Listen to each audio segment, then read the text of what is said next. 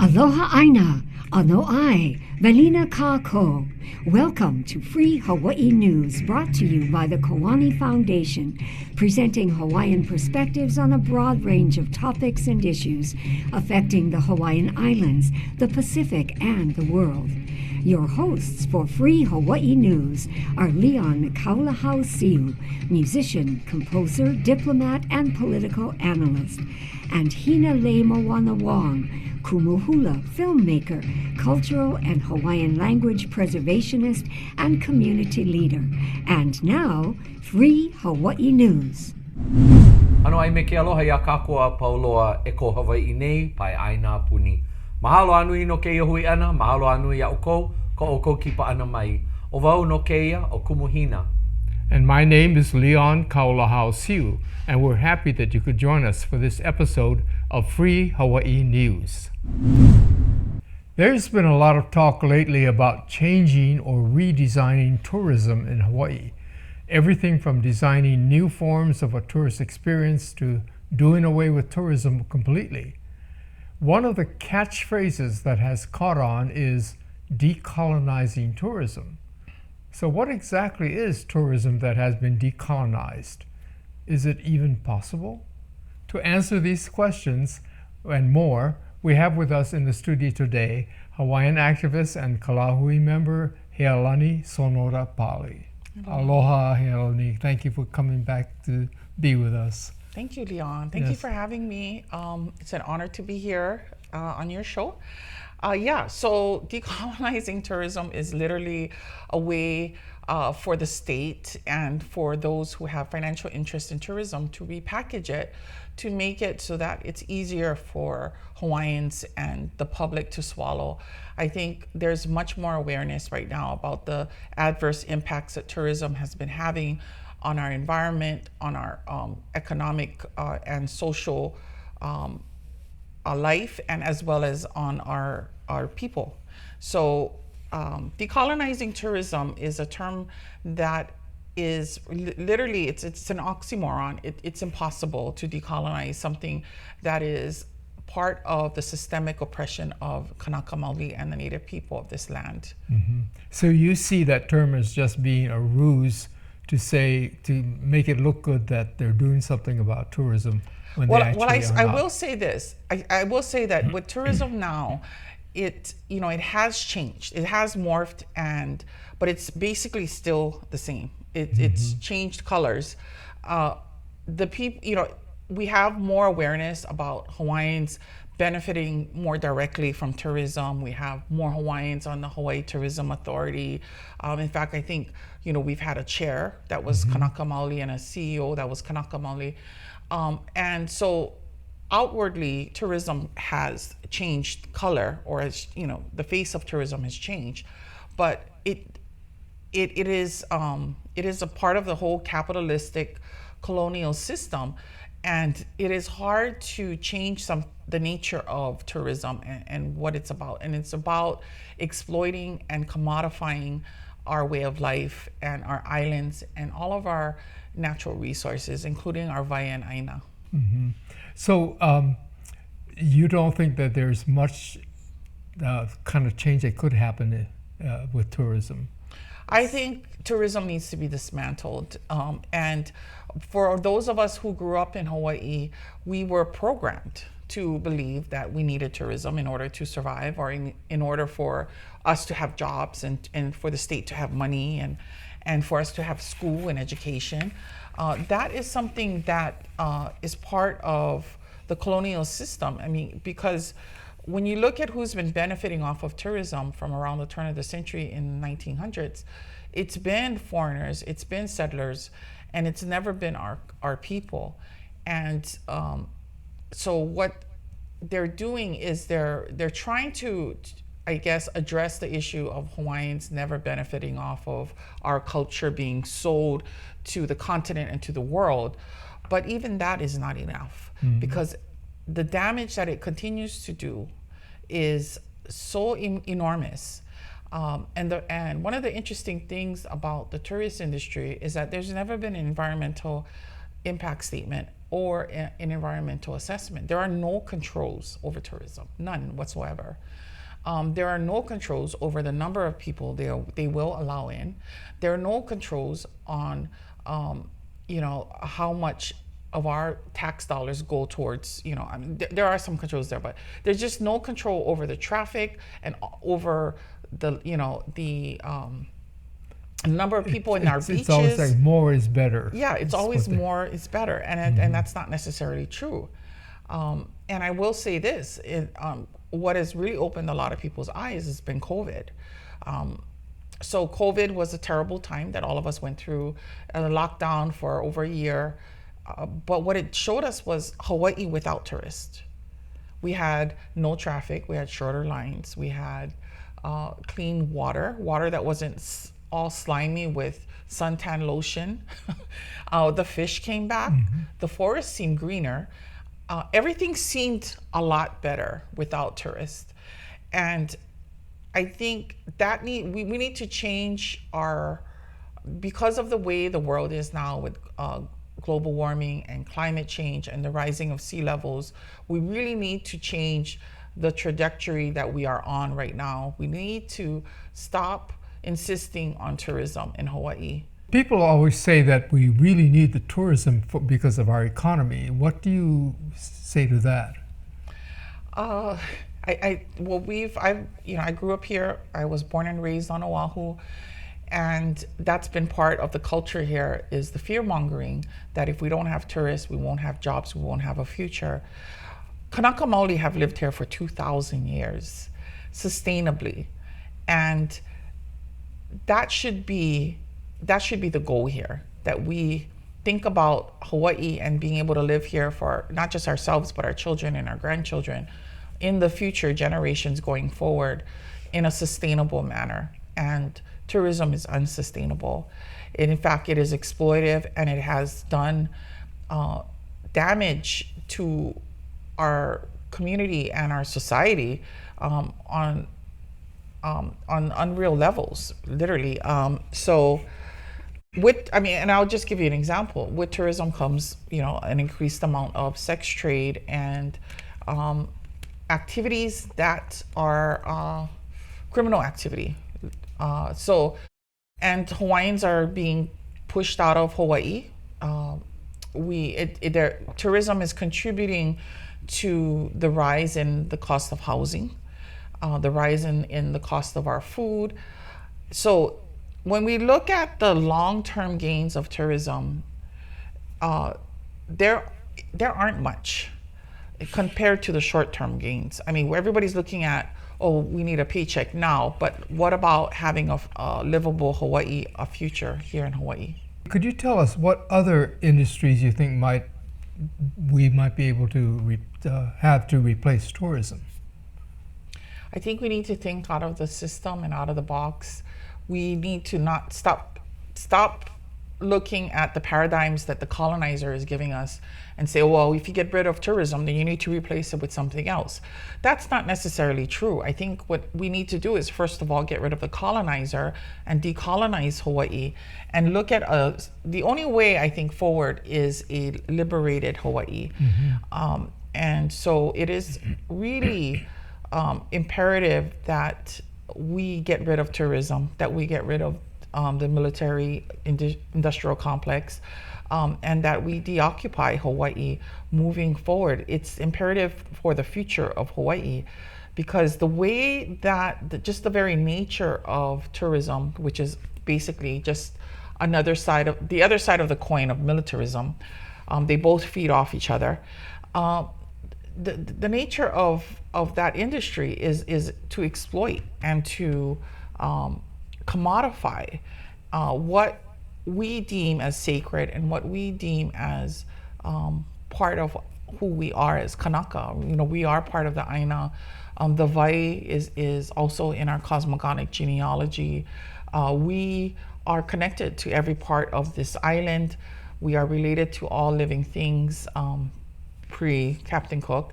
And so we need to re-look at, we need to go back to Hawaiian ways of living, thinking, and governing. I agree totally with you that that we need to look at a different way of how we live, not necessarily a different way, but a way that our forefathers already had in place. And using those same principles, we can actually succeed in a modern society, but with those same principles behind it, which is malama aina, take care of each other, and all these kinds of things. So I think that this is really great, and I think we really need to start working on imagining and working toward a new kind of society that's not dependent on colonialism or capitalist and colonial ideas that come and basically shove people aside. We need to be cognizant of the nature of tourism, and I know that a lot of our people are in the tourist industry that do, rely on paychecks there from that industry. But we need to understand that that can't be the end all. That if we want a good future for our children and our grandchildren, we need to think about how do we get out of tourism. And part of that is, again, like I was saying, the liberation of the Native people of Hawaii, and even small steps like growing your own food, and that's part of food sovereignty, the air of the land, and protecting our wai, our water. We need to take those steps, and we need to be cognizant that this is not the end all. That we cannot say that the future of our grandchildren is going to be the tourist industry. That's unacceptable. And that would actually be a detriment to the ongoing future generations of our people. We have lived here for so many generations. And in just a short time since the U.S., since Captain Cook arrived, literally, our aina has been like destroyed, has been degraded to a point where we are unable to grow food in some of it. Our water is undrinkable in some areas. Our people just can't afford to live here anymore. We have more Hawaiians living outside of Hawaii than in Hawaii. And it's not really, we need to get away from, we need to provide them jobs and this and that. Yes, that's true. But we need to get away from these colonial systems, economic systems. We need to make our own. And we need to, I think it really comes down to freeing our people. And it's not just about liberating our people, but it's about liberating our aina, our wai, and our food and our plants and animals and all living things in Hawaii, because we are not commodities. We are not to, when tourists come here and they see us, they objectify us. They look at us as objects. We're not real. We lose our humanity in that whole process of being objectified, and that's not a thriving way of life. So, do you see us being able to really make that switch and start moving in the direction that you're talking about? Yeah, I think it's being done already. I think small steps are being made, and people are getting it. And we need to be, I guess, the value systems that we hand down to our children is going to break the chains. We were raised, I didn't even know about the overthrow. We were raised in a very colonized system to think a certain way. But, and raising the political consciousness of our people has done a great good for, our lahui in terms of our way of life. We are stronger, more together, we're more thriving, and we have an understanding of what's good and what's not good for the long term for our people. And passing the values down of aloha aina and olai kawai and kia'i kanaloa, all of these values that we cherish now, a lot of us in the community and leaders, passing them down to our children is going to be imperative in breaking those chains, because those values cannot exist or thrive under colonialism. All right, well, so thank you so much.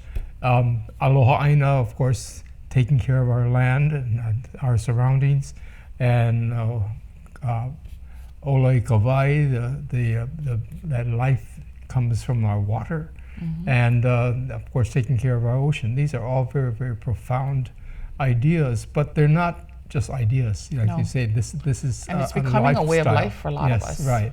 So I just really want to appreciate your coming in here to talk with us about this topic, which I think that, like you've said, more and more of our people are beginning to wake up, or beginning to just basically say, wait, we can do something differently. Or understanding the true nature of tourism and colonialism and Right. capitalism, Right. and the detrimental effects it's had on our people culturally, economically, and psychologically too in some ways. Yes. Well, mahalo for coming to be on Free Hawaii News. I really appreciate your manao. We come now to a segment we call the Pacific Way. And this is a discussion that Kumu Hina and I have on how different it is, or maybe they're similar, the ways that we approach a problem or a topic, and from the Pacific Way or from the standard, the Western way that we have been taught, which we usually are engaged in.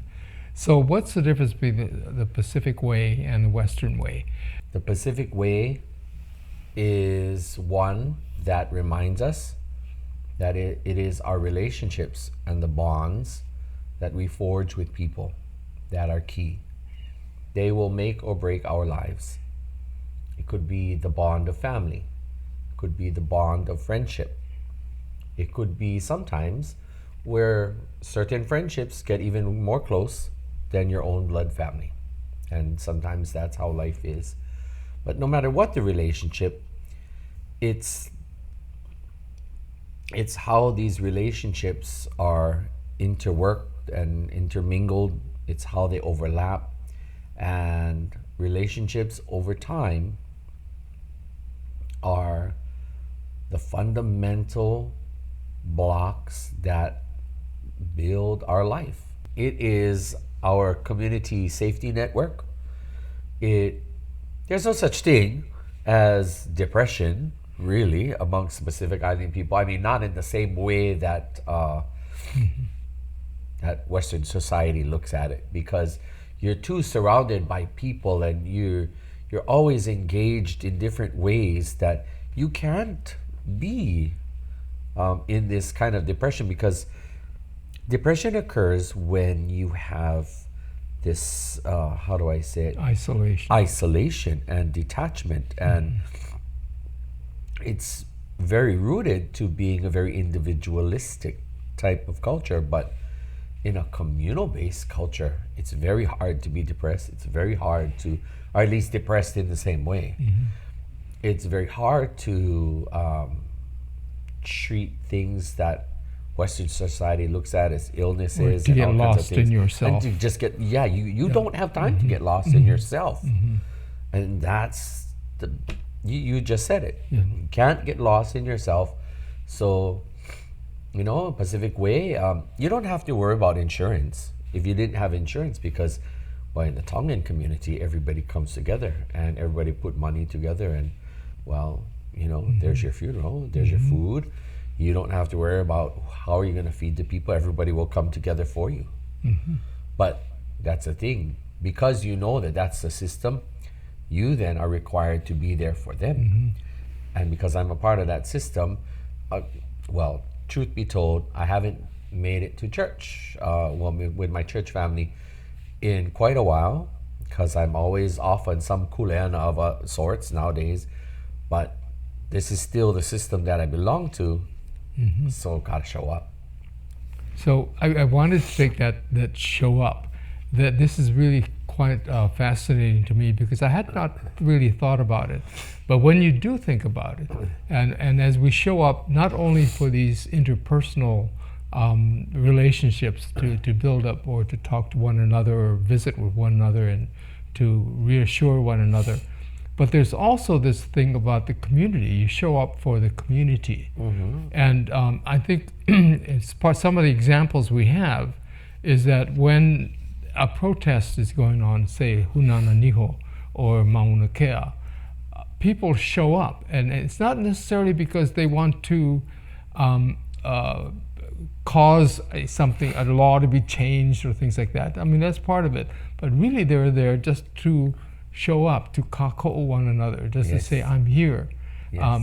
Even if I don't know what I can do, there's almost nothing I can do, but my presence is good enough, and I bring that. Yes. You know, I think that this is really a profound part of our community and the Pacific Way, and it's not only I've noticed in the Hawaiian community or in the native communities or indigenous communities, but it's also it has a way of permeating through the entire community. Yes. And so I remember growing up, for instance, in an area where there were lots of Japanese in our area, and they had this kumiai was what they called it, and it was just coming together to help one another in time of need. So you wouldn't see each other for years, maybe, but if a tragedy happened, particularly a funeral, everybody would show up, not just the Hawaiians, but everybody else in the community. So it actually has a pervasive presence in the Hawaii community as general. And I think that this is really something that we sometimes don't pay much attention to, because it's there. But I think that we need to also recognize that it is what binds us together as a nation, as a people. And I'm not talking only about the ethnic Hawaiians or the Kanaka Maoli, or but everybody in the community. It's the Pacific Way does have its way of reaching to the heart of everyone. Yes. And of course we live in a society where we're intermarried, so we have that different ethnicities and different customs, but somehow in all of that, the thing that rules is to show up. Just be there for one another. Whenever a crisis arises, or even not even a crisis, a time of joy, a time to celebrate, or just be there for one another. And of course, you know, the basis of that is aloha. And it is. And so aloha. this is aloha in practice in how we show up for one another. You mentioned about showing up, and that's really what drove me all these years to just go to every last protest, rally, march, demonstration, or event that I could possibly attend, sometimes running myself ragged because you know, there's always something going on. Right. But because pa kana'au, and your heart says you got to show up. This is how I started in the movement too, because you know there were protests in Kalama Valley and Waiahole Waikani back in the 70s, and you just needed to show up, you know. And of course, when you do show up, you know, everyone really appreciates that. And again, there was nothing in it, you know, personally for me or for there was very little I could actually contribute to the actual movement, but the showing up was something significant. Now that I look back in retrospect, you know, it was just being there. One of the major issues the Red Hill drinking water contamination disaster brought to light is the militarization of Hawaii's water. Prior to Red Hill, very few in Hawaii were even aware of the scope of how much our water the U.S. military controls or has put in danger for all of us here in Hawaii. One of the organizations that has been involved in addressing this pressing issue is Sierra Club Hawaii. To discuss and explain all of this, we have with us today the Hawaii chapter director of the Sierra Club, Wayne Tanaka. Wayne grew up on Oahu and has been chapter director of the Sierra Club Hawaii since October 2021. He has committed his adult life to protecting Hawaii's diverse environment and our unique culture that exists here. Wayne has a passion for native ecosystems and community-based resource management. He has previously served on both the board of the Conservation Council of Hawaii as well as the Kuaʻaina Ulu Auamo. Wayne has also authored and co-authored book chapters and essays on konohiki fishing rights, papahanau mokuakea, nearshore fisheries management, and indigenous food sovereignty. He is a licensed attorney and engineer and also a graduate of the University of Hawaii William S. Richardson School of Law as well as Punahou. Aloha mai and welcome to Free Hawaii News. Aloha mai kawa, Wayne. Aloha. When it comes to the topic of the militarization of our water, what does this mean to you? So for me, when something is militarized, I think of it like, it's when a resource or a community or a place is made subservient to the needs or the interests, or in some cases the convenience of the U.S. military. So when I think about the militarization of water, for me that really means the circumstances where military actions or decisions or negligence undermines or destroys what we call the public trust in water. And so folks who aren't familiar with that term, the public trust really is this timeless understanding and a legal policy, a framework that recognizes that water is just so precious and so vital and so sacred that it is not something that can be reduced to mere possession, something that you can exploit for personal gain at the expense of the public and the community. Water is life, right? And water is the foundation of life, and not just human life, but all life. And so when you have military actions that again contaminate this resource or hoard it or waste it, that can have impacts on almost any any kind of area. For example, three examples. So in Kaneohe Bay at the Marine Corps Base Hawaii, the Marines are using potable water, drinking water, to irrigate their golf courses. And because they're doing this, what's happening is the Board of Water Supply has to pump extra water from Windward Oahu. And as a result of that, He'ea stream is not flowing as fully as it should. And as we know from that ahupua'a, that means the lo'ikalu are suffering, are impaired. The local i'a at Paipao He'ea is also suffering and impaired, and the estuaries of the area are impaired. And and consequently, not only is the ecosystem suffering, but then we're also foreclosing, cultural practices, harming subsistence resources, and in all of the recreational and economic activities that are based on a foundation of a healthy and abundant environment. So that's one example, I guess, of the collateral impacts of the militarization of water. Another example would be, the long history of military use and release of firefighting foam. Firefighting foam, which contains PFAS, or otherwise known as forever chemicals.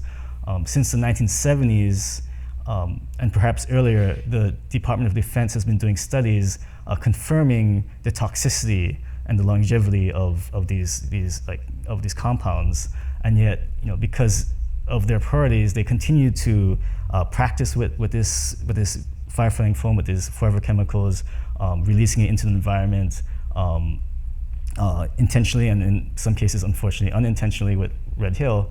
And as a result, now we're finding these forever chemicals in water sources, not just in Halawa, but also in other places, around Oahu. And again, that could impact, in terms of collateral impacts, not just availability of water for drinking, but public health, environmental health, the economic impacts of having to find alternative water sources. Even communities may have to be displaced. People that have deep ties and attachments to their area, if they don't have access to water, they can't live there. And so that's again another example of the collateral impacts. I guess one more. Since the crisis began at Kapukaki, the Navy has been pumping about 4 or 5 million gallons of water every single day from the aquifer under the Red Hill facility to try and capture that contamination plume. And instead of pulling this water to some kind of beneficial use, they've been dumping it into Halawa Stream. And in addition to the massive waste of water, at this point it's over 3 billion gallons that have been pumped and dumped. This is creating some very concerning ecosystem impacts, where there's essentially an artificial estuary that's attracting native stuff like Ai'o and Oku'u, as well as fish and other things. And unfortunately, because of that, these endangered species are vulnerable to other things like feral cat colonies that predate on these ground birds. We don't think much of where our water comes from. For many of us who are fortunate to have some sort of house, apartment, or some sort of shelter structure to go to that has a faucet and you can turn on the water, we don't always think about where that water comes from. So what you just said reminds us that water is a finite, not an infinite source, but a finite source. How long has the militarization of Hawaii's water by the U.S. military actually been going on? The decisions and neglect that the military has demonstrated has impacted the public trust in the water in so many ways. You can think historically about U.S. military working hand in hand with the plantations to overthrow the kingdom and then to facilitate the annexation of Hawaii, because they wanted pu'uloa. They wanted to create a strategic base in the middle of the Pacific to support American expansion westward across the ocean. And so as a result of that, the plantations were enabled to severely undermine the public trust in the water. Divert streams, de-water watersheds, install pumps that drain aquifers and springs dry, and the impacts of that I think we're still dealing with, because then you see in the territorial period, communities no longer being able to grow kalo, communities that are no longer able to subsist off of estuaries that are dependent on freshwater flow. And what happens to those people is they have to find another place to live, another way to live, and a lot of communities could end up in the cities, in urban areas where you find poverty and you find disease and racism and all of those things create generational traumas that in my mind really are the cause of so much of the challenges we face today. And then of course you have the environmental landscape impacts, such as the desertification of Lahaina, which was once known as the Venice of the Pacific, because of the plantations that were enabled by U.S. military intervention. Beyond that, of course, we have military, as I mentioned, a long history, a long legacy of military actions that have released toxins and contaminants, pesticides and PCBs and and PFAS that have unfortunately, persisted in our environment and is, slowly going to make its way towards our water resources as well. Those are just a couple of examples of how, the militarization of water in Hawaii, is really something that we need to start talking about and dealing with, so that we're not passing this mess on to our children and our grandchildren. I would say, since the original American drive for oil, which in Hawaii's case was blubber from the whaling industry. The expansion of Western commerce across the Pacific required, in the minds of the Western countries, a military presence, and so from that, the U.S. military established a foothold here in the islands and grew its influence. And as I mentioned earlier, because of its desire for pu'uloa, because of its desire to establish a strategic presence in the Pacific, military was, had no qualms facilitating the overthrow of the Hawaiian kingdom. And unfortunately, I think that marked a turning point where we really saw the public trust decline, where we really saw, this precious resource that had always been honored and revered as so essential to life and so important that you could not commodify it, having it then now be treated as a commodity, as something that could be hoarded and wasted with impunity, whether by the plantations or in more recent times by the military and its expansion of its bases and wells here. You mentioned earlier, as you were explaining to us about PFAs and the forever chemicals, can you tell us more about forever chemical, PFA, and how should our community understand this?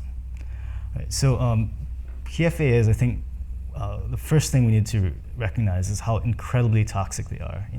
This is the kind of stuff where they say 1 teaspoon can destroy the drinking water supply of an entire city. And the other thing that's really important to keep in mind is that they're called forever chemicals for a reason. They don't break down in the environment. They can last for centuries, for over 1,000 years. And so if we have a release of PFAS into our environment, it's going to be there, potentially threatening the lives of people and wildlife for generations. It could be harming, PFAS could harm people that are born after we're gone. And so it's something that we really need to take seriously, because we're an island, and if our land is contaminated, our water is contaminated, there's nowhere else for us to go. There's no other place to run to. What's really concerning about the PFAS and kapukaki is that in November of 2022, there was a massive release of firefighting foam that contained these PFAS, and we're not sure how much of it was contained. At that time of year, it was really rainy, and water mobilizes PFAS and helps it move really quickly across the environment. The only preventative measure that the Navy took at the time was to put tarps on the ground where this stuff had leaked onto the dirt, and I don't think that's a very secure way of preventing PFAS from spreading around. We also know that now that there are actually multiple releases of PFAS at this Red Hill facility, which if just so folks know, is located just 100 feet above our sole source aquifer, our primary drinking water resource. And so we desperately need continual testing of the groundwater, of the aquifer under kapukaki indefinitely, because we don't, this stuff doesn't break down, and it could migrate deeper and deeper and closer to our water supply over the decades and centuries. What's also concerning is our recent reports, surveys that the Department of Defense did to try and identify where PFAS may have been released in the past. And it turns out their records, which are very spotty, do indicate that there have been PFAS releases all over the island. Lualole, Pu'uloa, Waiava, and there's really no plan or technology that we have presently to clean up this kind of contamination. So again, this is something that we all need to be aware of and to be engaged on, so that we can develop the techniques and obtain the resources needed to clean up this mess that the military has unfortunately created. Otherwise, it's going to be our kids, our grandkids, generations down the line that will have to deal with it. If there's one takeaway that I've gotten from this whole crisis, is that it is on us, it is on the community to protect ourselves. Like so many years, this threat, this ticking time bomb, has festered above our source of life for Oahu, and government, unfortunately, was not able to deal with that. And it was only when the community rose up and we held our elected officials accountable and held the Navy's feet to the fire that we actually saw a response and action that has, at least for now, made some remarkable progress in terms of the defueling of the Red Hill fuel tanks for the most part, and really it's going to be on us again to continue to engage, to continue to advocate, so that we can fully deal with this crisis, and also hopefully deal with all of the impacts of the militarization of our precious wai. Mahalo.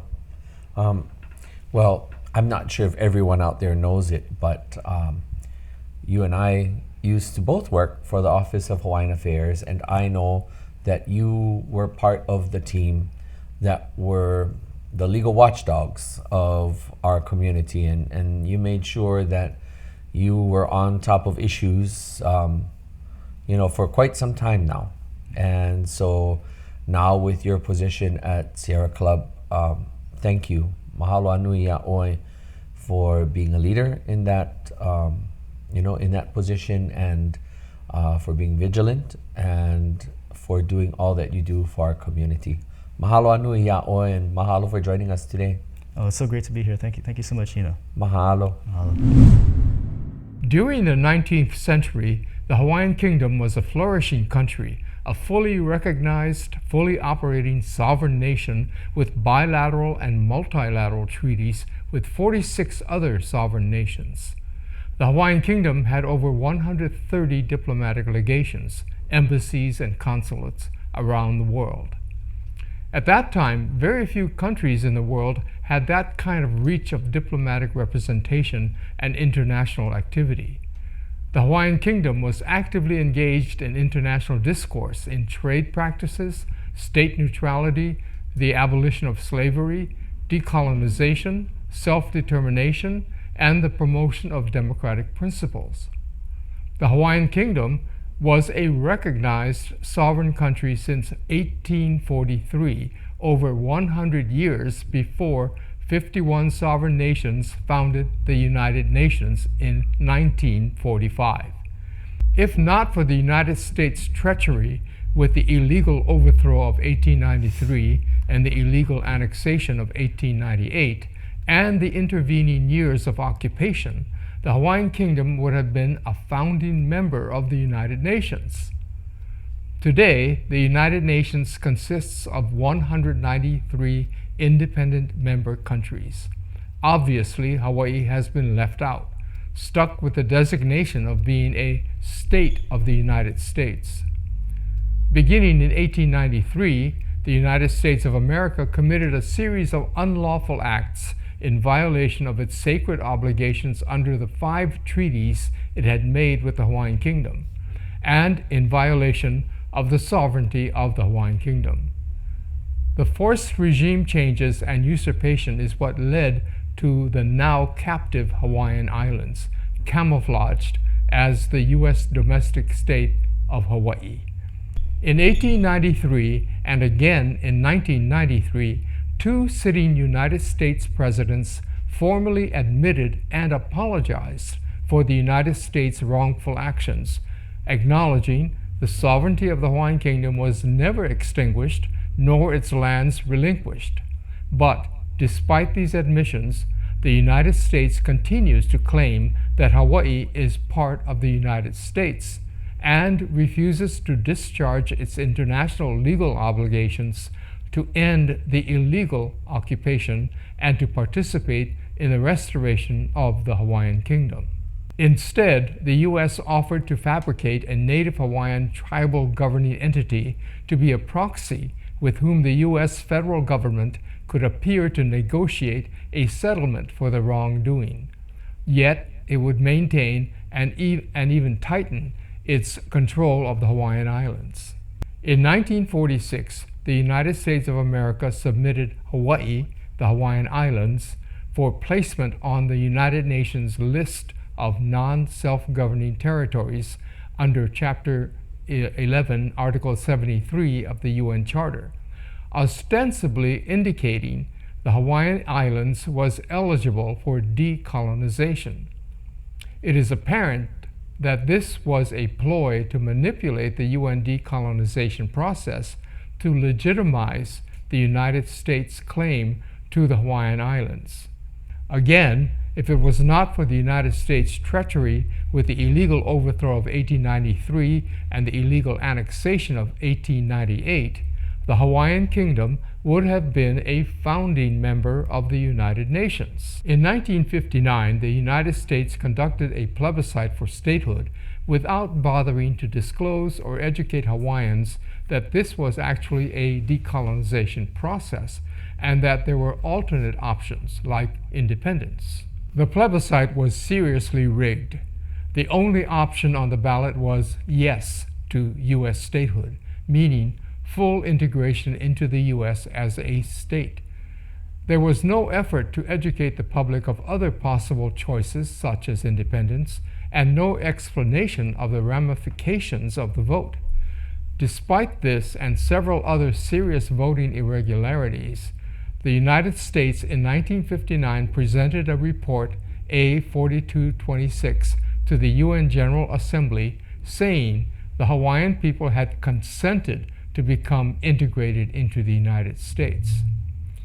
Without monitoring or verification of the voting procedures by a competent UN agency, the UN General Assembly accepted the United States report and adopted Resolution 1469 on December 12, 1959, which removed the Hawaiian Islands from the UN list of non-self-governing territories. Thus, we contend that Resolution 1469, which was based solely on an extremely deceptive U.S. report, constituted an action by the UN adverse to the interests, the safety, legal rights, and human rights of the people of the Hawaiian Islands. Thus, the real obstacle to reinstating Hawaii's sovereignty is UNGA Resolution 1469, a measure that was adopted by the United Nations General Assembly on December 12, 1959, responding to the U.S. report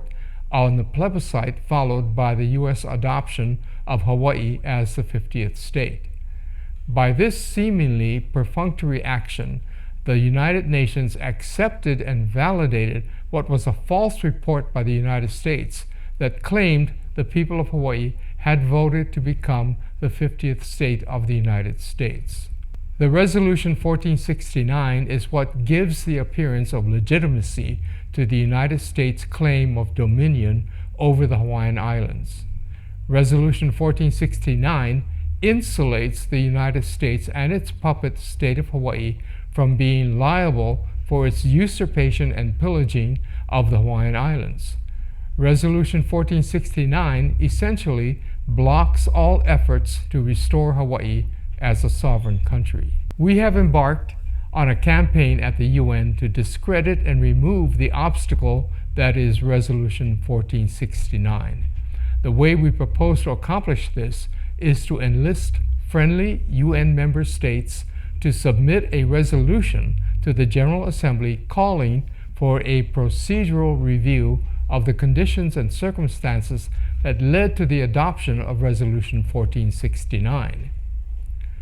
Now, conducting such a review will expose the long trail of fraud perpetrated by the U.S., and especially when it manipulated the UN General Assembly's decolonization system to accept the United States false report. Upon discovering it made an error in adopting the resolution, the UN General Assembly would be obligated to rescind the flawed resolution, thus canceling its approval of the United States' claim to Hawaii. This is the game changer. From this point, it's a coast to a free Hawaii. Once UNGA Resolution 1469 is rescinded, the United States' claim to Hawaii evaporates, and by default, the Hawaiian Kingdom, the sovereign nation in continuity, is automatically restored as the proper, lawful governing entity for the Hawaiian Islands. This means control of the assets and operations of the Hawaiian Islands returns to the reinstated Hawaiian Kingdom and its people. It will also make the United States liable for the 131 years of acts of piracy, pillaging, genocide, and other crimes against humanity. The U.S. would be obligated to provide substantial restitution for what it did to Hawaii and its people, and the UN would be responsible for overseeing a peaceful and orderly U.S. withdrawal from Hawaii and to see Hawaii transition into a restored independent nation. We come now to one of our most popular segments, Kumu Hina's Mana'o, in which Kumu Hina shares some of her thoughts about something that's affecting her. And in fact, I noticed that you're not dressed as you usually are, with flowery mu'u and flowers in your hair and earrings.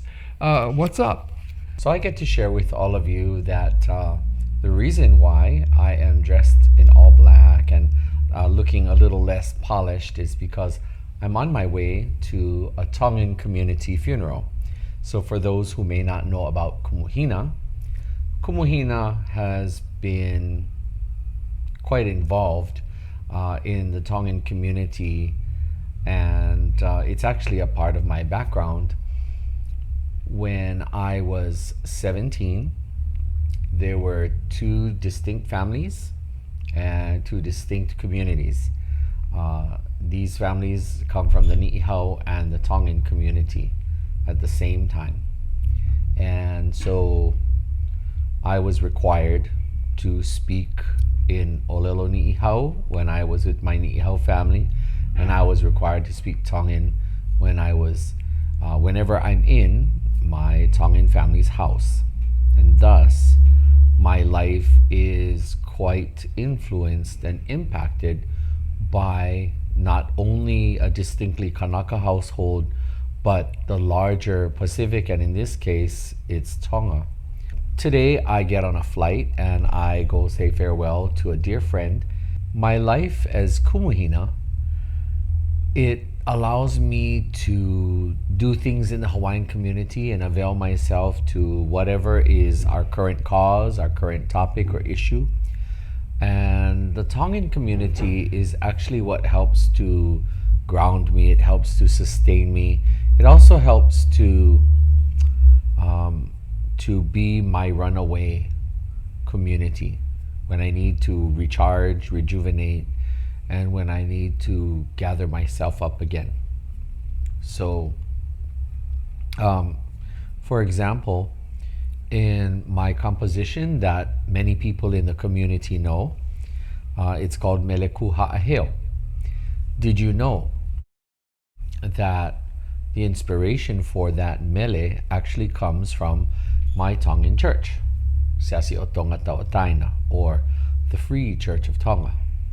And the way we sing and the melodies and just the whole understanding of what mele does, what singing does, that's what inspired me to write that song and do it in the way that I did.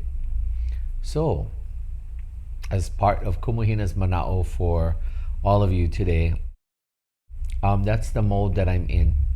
I found it quite interesting because way back when, no matter which funeral and which family I was around, it seemed that when you were around a Polynesian family, Ni'ihau, Tonga, Samoa, there were some very basic understandings.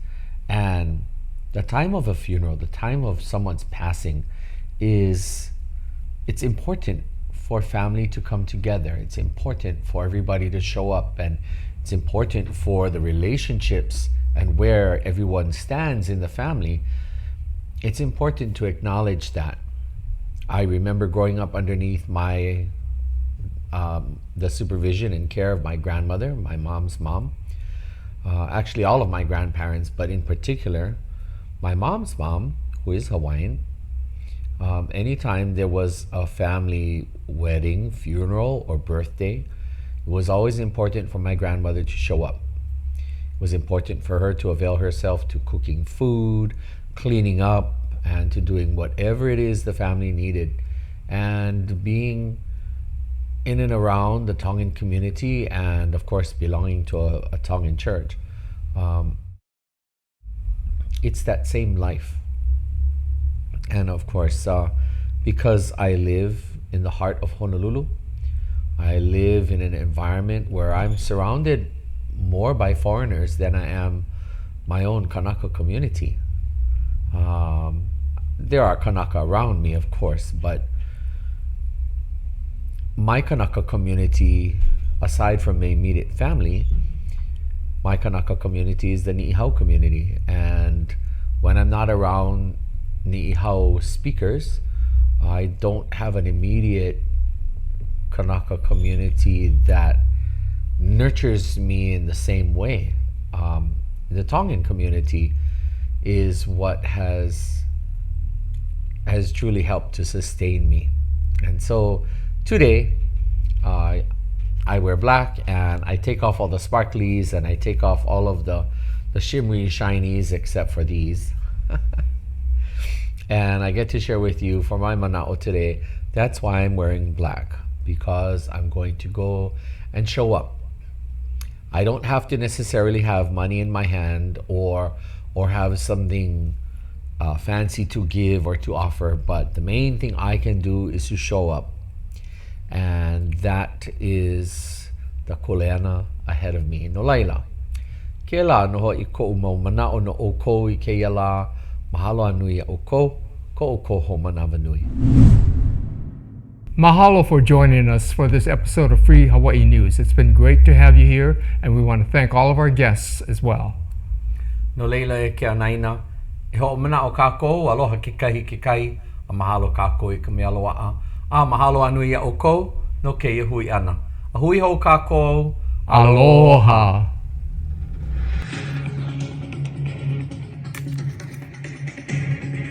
We hope you enjoyed this month's episode of Free Hawaii News. Mahalo for watching. There's a new show every month, so this program will air several more times this month. You can view it anytime on Olelo's on-demand site or on YouTube. See you next time. Ahui ho, aloha aina.